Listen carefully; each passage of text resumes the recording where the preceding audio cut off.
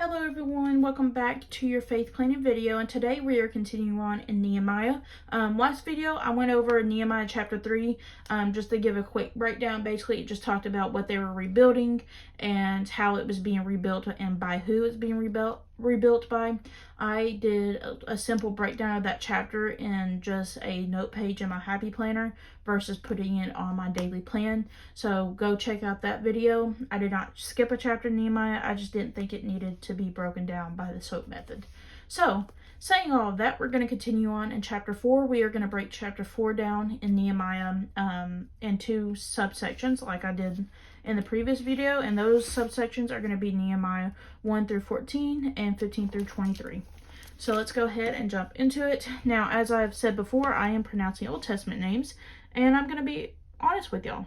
I do not know how to pronounce all of them, and that's okay. We're still getting the message, but please forgive me if I pronounce them wrong, and let's continue on. When the Sabbath heard that we were rebuilding the wall, he came furious, and he mocked the Jews before his colleagues and the powerful men of Samaria, and said, "What are these pathetic Jews doing? Can they restore it by themselves? Will they finish? Will they offer sacrifice? Will they ever finish it? Can they bring these burnt stubbles back to life from the mounds of rubble?" Then Tobith the Ammonite, who was beside him, said, "Indeed, even if fox climb up what they are building, he would break down their stone. Listen, our God, for we are despised. Make their insults return to their own heads, and let them be taken as a plunder to a land of captivity. Do not cover their guilt, or let their sin be erased from your sight, because they are angered, the builders, so that we rebuild the wall until the entire wall was joined together up to half its weight for the people who had the will to keep working. When Tobith,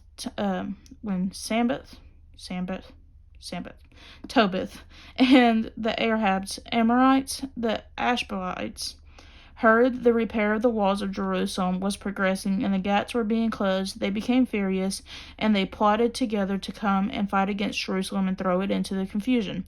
So we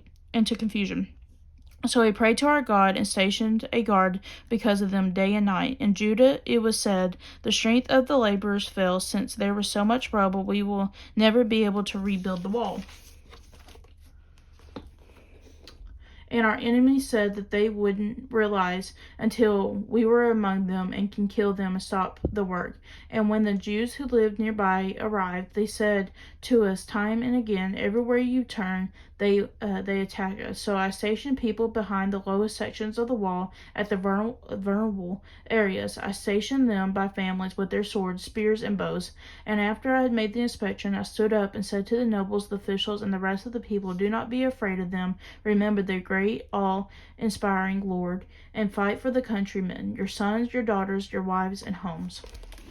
So, in this first section of Nehemiah, our observations can be, Sanballat knew that if the Jews were to prosper, it would be bad for him. So, that's the first observation that we get in the first part of the chapter. We see that they were mocked for rebuilding the wall. That's pretty plain and simple. They got mocked several times throughout the first part of chapter 4. And then the last observation is, which this has to deal with verse 6, shows us that with God that they were able to keep working to do his will. So that's the observations that we can take from this first part of the chapter. Now, okay, so as far as the application goes for this part of this chapter, I've pretty much put it in 2 bullet points. The first one is, when you stand with God for what is right, then you will be criticized for it. But do not repay it with evil, because the vengeance is the Lord's. And if we allow the Lord to avenge it, then we will not only be blessed, but the Lord will also take care of the situation. Now, the second bullet point is, we can pray for God's protection against our enemies, but remember that that prayer is the preamble to action. And this was a quote by Tony Evans in this Bible.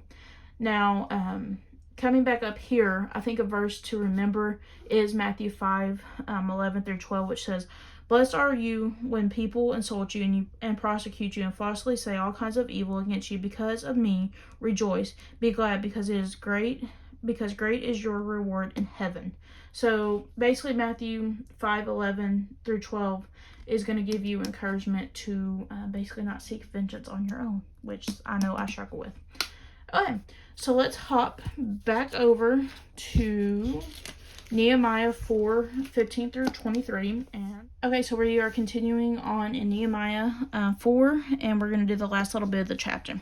When our enemies heard that we knew their schemes and that God had frustrated, every one of us returned to his own work on the wall. From that day on, half of the men did the work, while the other half held spears, shields, bows, and armor. The officers supported all the people of Judah, who were rebuilding the wall. The laborers who carried the loads worked on with one hand and held a weapon with the other.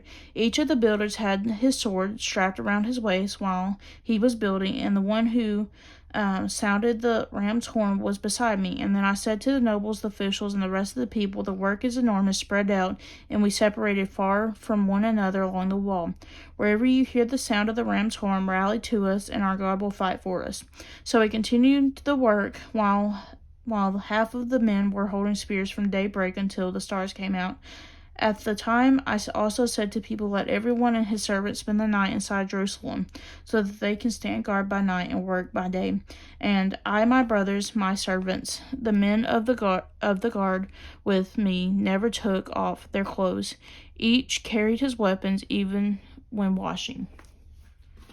Sorry, y'all couldn't see that last little part. But that is Nehemiah chapter 4, part 2. And the observation that I had in this section of Nehemiah 4 was these men relied on God, and God provided them weapons, and they trusted him to use their means that he had given them to fight.